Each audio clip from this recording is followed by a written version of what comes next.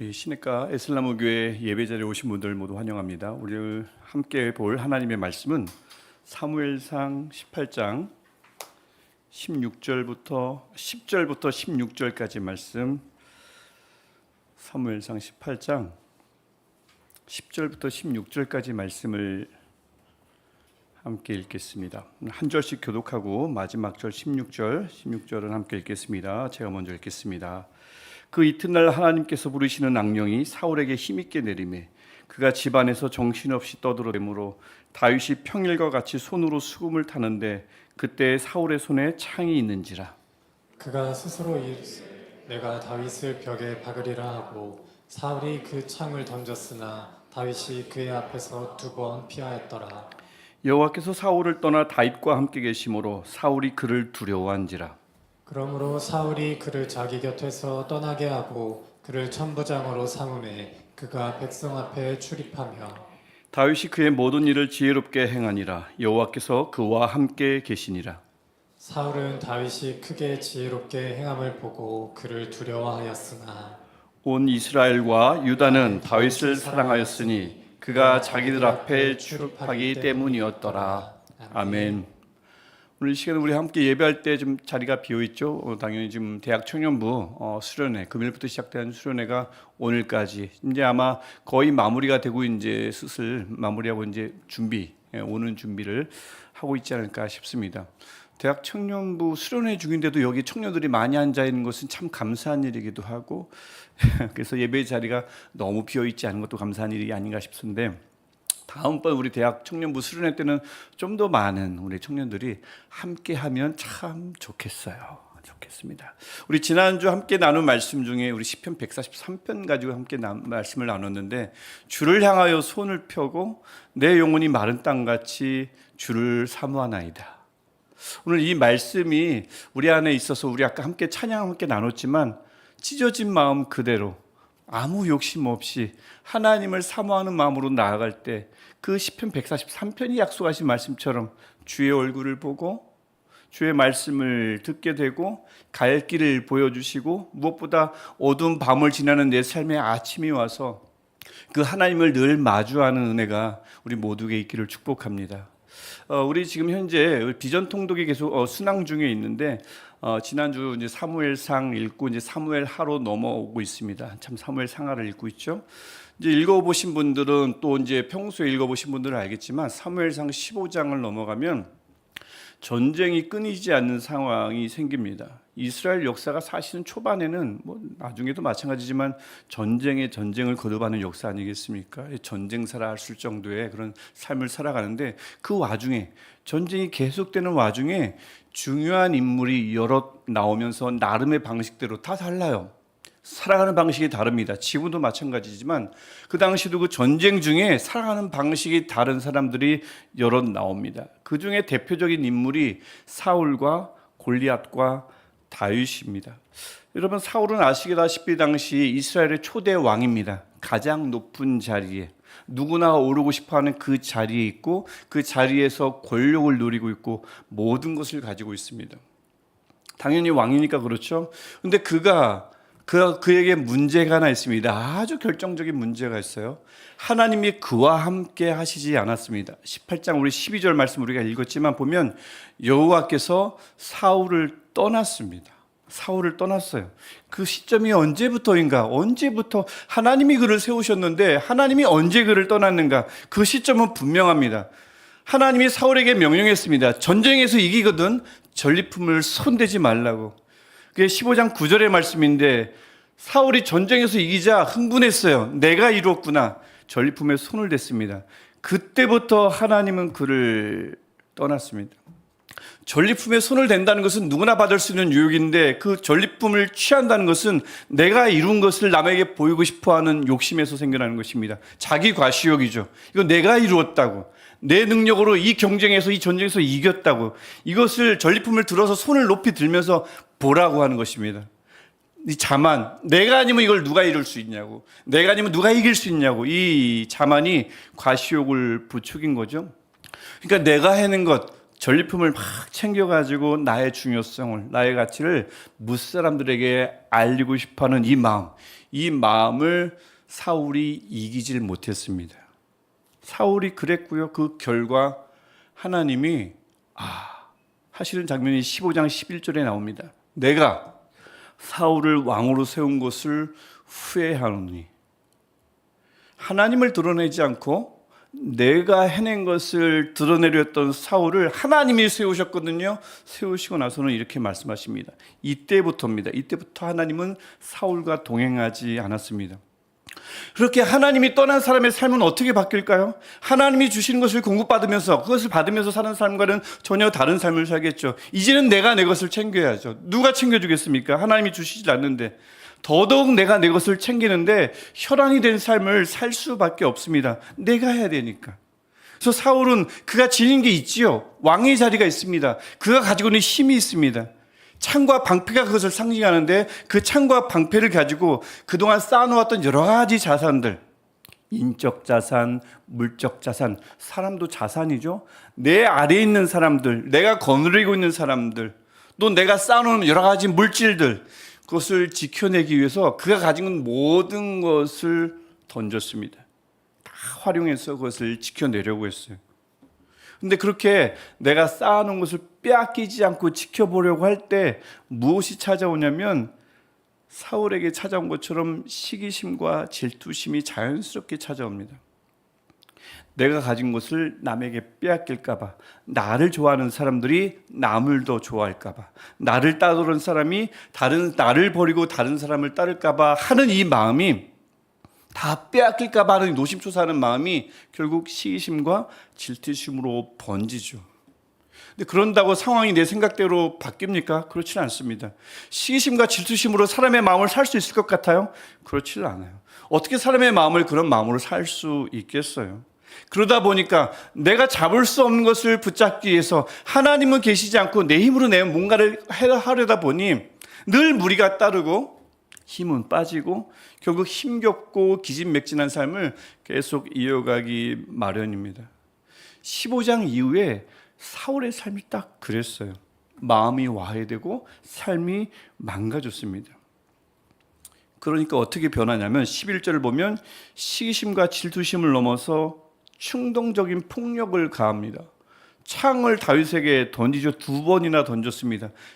왕에게 창은 공격 무기가 아니고 내게 권력이 있다는 상징물입니다. 공격하는 무기가 아닌데 충동적으로 폭력을 2번이나 가했습니다. 그리고 12절과 15절 말씀을 보면 그가 그러면서도 두려움과 불안에 잔뜩 빠졌어요. 충동적 폭력을 행하고 두려움에 잔뜩 빠진 것, 단순한 감정이 아니라 하나님이 나와 계시지 않는구나, 하나님이 나와 동행하신다는 이 믿음이 사라진 사람이 가질 수밖에 없는 본능에서 나온 폭력과 그다음에 두려움입니다. 그런 사람을 어떤 사람들이 가까이 하려 하겠어요? 아무리 붙잡으려고 해도 붙잡을 수도 없을 뿐더러 사람들은 그를 가까이 하지 않습니다. 그게 바로 16절에 나오는 내용인 거죠. 사람들은 사울을 떠나 다윗에게로 갑니다. 사울은 점점 고립돼요. 잡고 싶었지만 사람들로부터 고립됩니다. 하나님이 떠나고 권력과 권위, 쌓아놓은 자산 자양분, 이것으로 어떻게 살아보려는 사람의 삶의 최종 결말인 거죠. 한편 또 골리앗이 나옵니다. 같은 맥락 속에서 나옵니다. 골리앗은 여러분 알다시피 어떤 사람입니까? 전쟁에 최적화된 조건, 최적의 조건을 갖춘 사람입니다. 체구가 어마어마하고요. 갑옷도 그에 맞게 크고요. 견고하고요. 무기는 어마어마한 위력을 지녔습니다. 사람들이 대신 들고 다녀야 돼요. 그게 17장 4절부터 7절에 나오는 얘기입니다. 그 위력이 얼마나 대단했는지 온 이스라엘 백성이 멀찌감치서 골리앗을 보는 것만으로도 너무 놀랍고 크게 두려워했다고 17장 11절에 기록되어 있습니다. 만약에 이 전쟁을 이 경쟁으로 얼룩된, 경쟁으로 점철된 삶에 비유한다면 골리앗은 어떤 경쟁에서도 지지 않고 이길 만큼 완벽한 스펙을 갖춘 자입니다. 모든 사람이 되고 싶어하는 그런 부러운 사람이겠죠. 내가 만약 부모라면 내 자식이 그랬으면 좋겠다, 저랬으면 좋겠다, 소원이 없겠다 하는 선망의 대상이 바로 골리앗일 것입니다. 그런데 문제가 아주 큰 문제가 하나 있죠. 골리앗에겐 누가 없어요? 하나님이 없습니다. 사울과 달리 애초부터 하나님이 없었어요. 정확히 말하면 사실 골리앗은 하나님을 필요로 하지 않습니다. 어떤 싸움이든 어떤 경쟁에서든 이길 자신이 있었으니까요. 완벽하다니까요. 스펙이. 뭐 자신만만한 삶 좋지요. 내가 완벽한 조건을 갖추었으니 어딜 가든 자기 확신을 가지고 멋지게 살아가는 것 좋지요. 근데 문제가 뭐라고요? 하나님이 애초부터 아예 없었다고요. 그에게는. 그러다 보니 그는 하나님을 모욕하고 하나님의 사람들을 모욕하는 것을 아무렇지도 않게 생각했습니다. 근데 그게 가장 큰 문제였죠. 그래서 결과는 어떻게 됩니까? 자신의 기대와 예상과는 달리, 주변 사람들의 예상과 기대와는 달리 골리앗이, 절대 질 수 없는 골리앗이 전쟁에서 집니다. 싸움에서 지고 맙니다. 아마 골리앗은 처음일 거예요. 처음 져봤을 겁니다. 처음 실패해봤을 겁니다. 처음 실패함과 동시에 처음이자 마지막으로죠. 죽거든요. 그래서 17장 49절 보면 돌이 그의 이마에 박히니 땅에 엎드러지니라. 처음 패배했고요. 이 처음이자 마지막으로 제대로 져버렸습니다. 하나님이 없는 완전한 스펙의 결과, 최종 결말인 거죠. 완전했지만 전쟁의 무대에서, 이 싸움의 무대에서, 이기고 지는 무대에서 가장 먼저 사라진 것이 골리앗입니다. 한편 다윗이 또 등장합니다. 다윗은 자신의 말마따나 18장 23절 말씀을 보면 가난하고 천한 사람입니다. 사울에 비하면, 또 골리앗에 비하면 형편없는 조건을 갖춘 자입니다. 살아가는 과정도 마찬가지예요. 절대 순조롭지가 않았어요. 양을 쳤지 않습니까? 양을 칠 때 수시로 곰과 사자가 그를 위협했다고 17장 34절 이후에 쭉 나오고, 또 그가 거대한 골리앗 앞에 서서 그와 싸워야 했습니다. 완벽한 골리앗과 싸워야 했어요. 모든 걸 갖추고 있는 골리앗과 이 천하고 가난한 사람이 싸워야 했다고요. 무엇보다 그것밖에 안 되는 다윗을 사울왕이 끝까지 괴롭혔습니다. 죽이고 싶어서. 연신 생명의 위협을 받아야 했던 사람이 다윗입니다. 상식적으로 어때요? 이런 상황이 있으면 나는 가난하고 천해요. 수시로 위험에 빠져요. 또 완벽한 사람과 대결을 해야 돼요. 늘 위협을 당합니다. 상식적으로 주눅들기 딱 좋은 환경 아니겠습니까? 그러다 보니 시편에 다윗의 시편을 쭉 보다 보면 다윗이 지은 시가 많은데, 그래서 그렇게 울부짖는 겁니다. 탄식하는 거예요. 살려달라고, 구해달라고. 내 힘으로는 안 된다고. 얼마나 속이 상하지, 저 원수를 죽여달라고까지 하나님께 부르짖는 것 아니겠습니까? 너무 힘드니까. 그럼에도 불구하고 다윗이 어릴 적부터 꼭 쥐고 있었던 믿음이 하나 있었습니다. 그게 17장 47절의 말씀인데, 모든 전쟁의 승패가, 이기고 지는 전쟁의 승패가 하나님께 있다는 믿음이었습니다. 우리 17장 47절 말씀 우리 함께 읽어보겠습니다. 또 여호와의 구원하심이 칼과 창에 있지 아니함을 이 무리에게 알게 하리라. 전쟁은 여호와께 속한 것인즉 그가 너희를 우리 손에 넘기시리라. 아멘. 전쟁은 칼과 창에 있지 않습니다. 전쟁의 승패는 하나님의 손에 있습니다. 이 믿음을 다윗이 나이 많이 들고 살아보니 그게 맞구나 해서 얻은 믿음이 아니라 어릴 때부터 이 믿음을 소유했다고요. 하나님이 그에게 임하자 아주 어릴 때 그를 먼저 눈여겨보시고 그와 함께 하시자 이 지혜를 그가 얻었습니다. 이 믿음을 얻었습니다. 이 믿음으로 살아가는 다윗을 특별히 사무엘상 18장은 네 번이나 똑같이 이렇게 묘사합니다. 이 믿음을 가지고 사는 삶을 뭐라고 묘사할까요? 다윗이 지혜롭게 행하니라. 다윗이 지혜롭게 살아가니라. 다윗이 지혜롭게 삶의 여정을 걸어가니라 라는 뜻입니다. 18장 5절을 보면 사울이 보내는 곳마다 가서 지혜롭게 행했다고 하죠. 14절을 보면 모든 일을 지혜롭게 행했다고 합니다.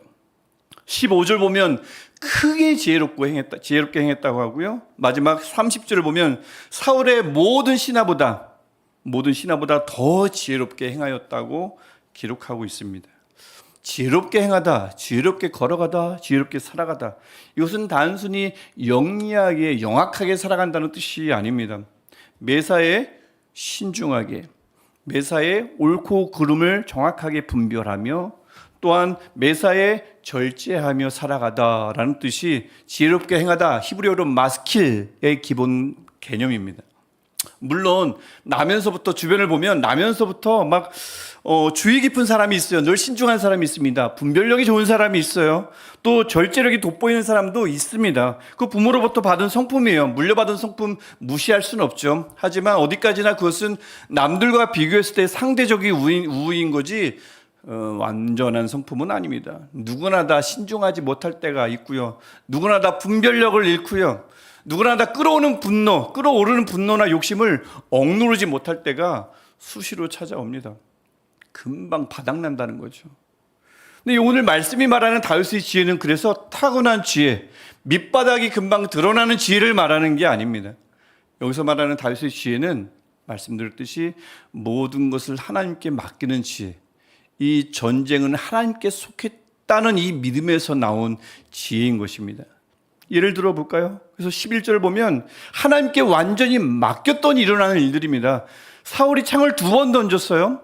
다윗이 2번 피했습니다. 하지만 맞서진 않습니다.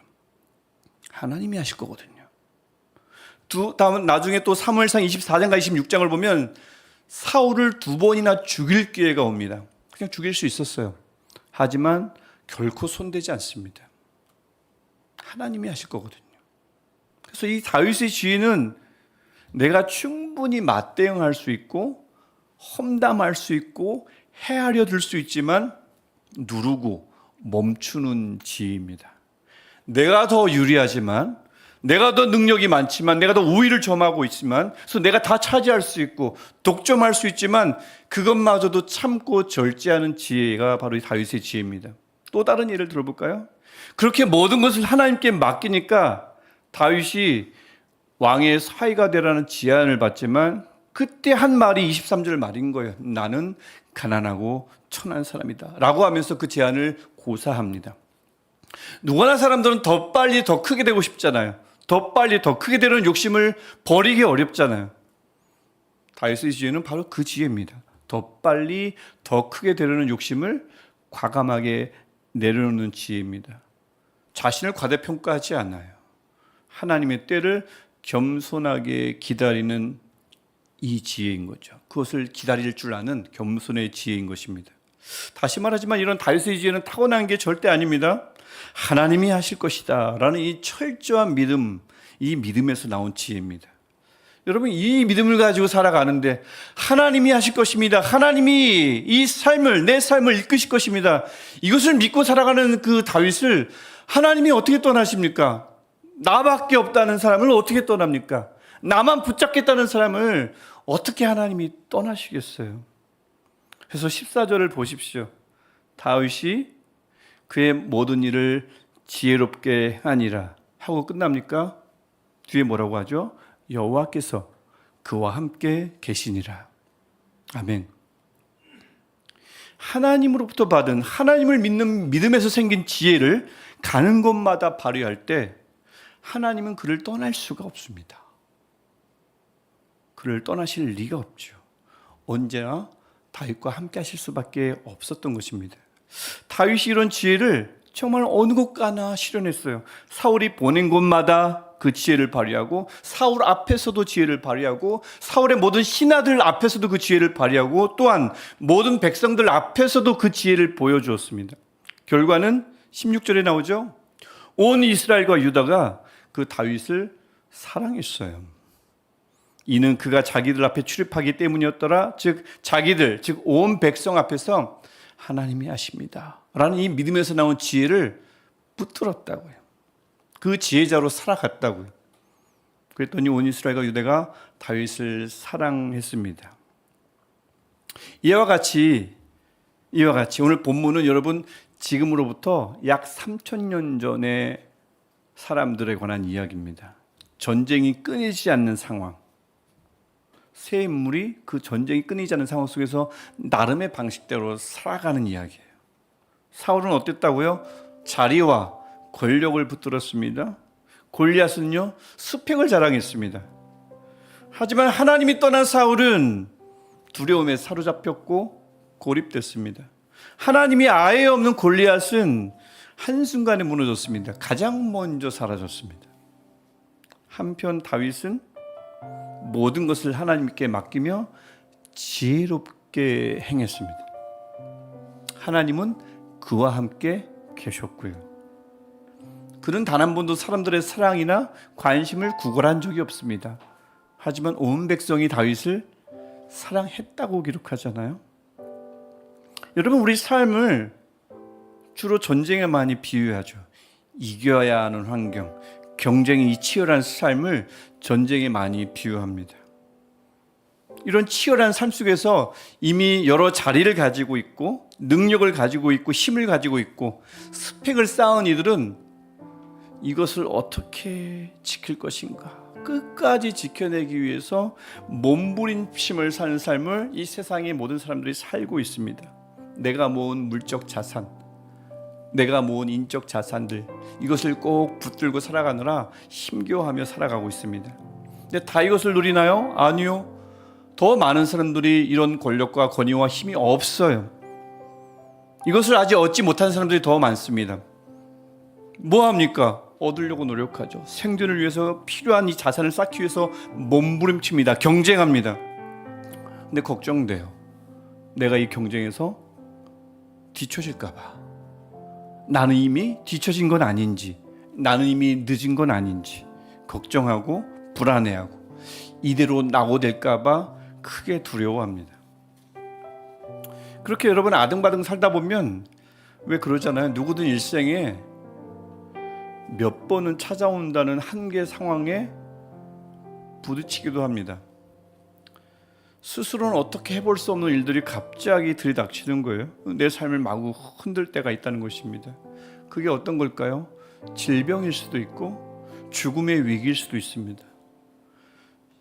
실패의 경험일 수도 있고 허무하다라는 생각, 막막하다, 견딜 수 없는 슬픔도 그렇고 또 난 여기까지인가? 난 여기가 한계인가? 나의 한계가 갑자기 내게 뼈 아프게 몰려올 때, 심각하게 찾아올 때 우리는 무기력하죠. 무력해지곤 합니다.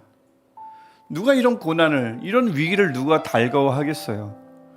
전쟁과 같은 삶 속에서 이런 고난을 요리조리 피하고 싶죠. 하지만 몇 번은 찾아온다고요. 몇 번은 반드시 크게 찾아옵니다.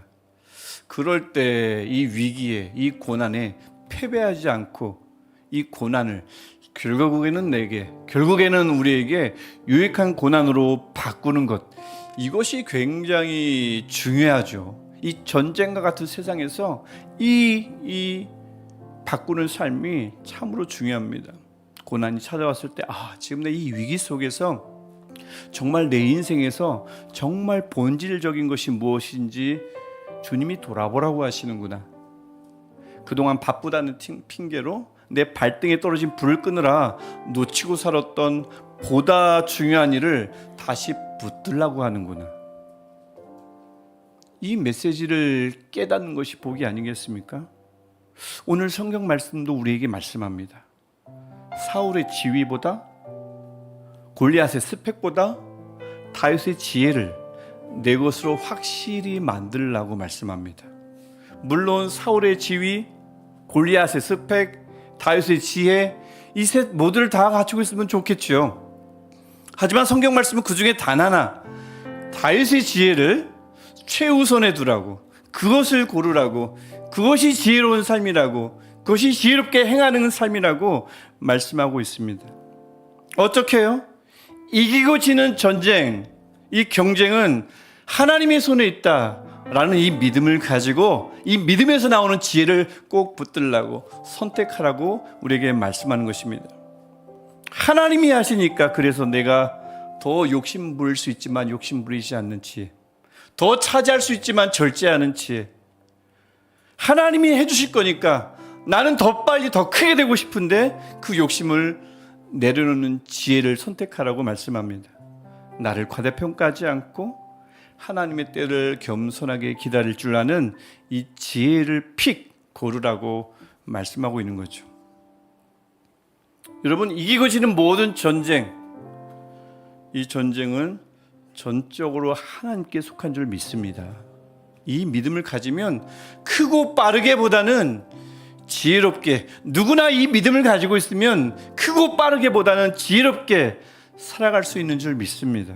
대단해서가 아닙니다. 내 성품이 타고나서가 아니라 이 믿음이 나를 그렇게 만드는 줄 믿습니다. 하나님을 보다 더 신뢰하며 지혜롭게 살아가는데 사울을 떠나 다윗과 함께 하셨던 하나님이 어찌 우리와 함께 하시지 않겠습니까? 하나님밖에 없다고 마른 땅같이 하나님을 사모하는데, 찢어진 마음 그대로 하나님을 예배하는데 하나님이 어찌 우리를 떠나시겠습니까? 아버지밖에 없다는 사람을 아버지가 왜 떠나시겠습니까? 세상에 그런 아버지가 어디 있어요? 없습니다. 우리 그렇게 다윗의 지혜를 골라서 그렇게 살아갈 때 사람들의 인정과 사람들의 사랑이 축복으로 따라올 줄 믿습니다. 그리고 간절히 바라기는 우리에게 필요한 것 있죠. 맞아요. 지위 필요합니다. 스펙 필요합니다. 노력해야 돼요. 힘, 능력 필요합니다.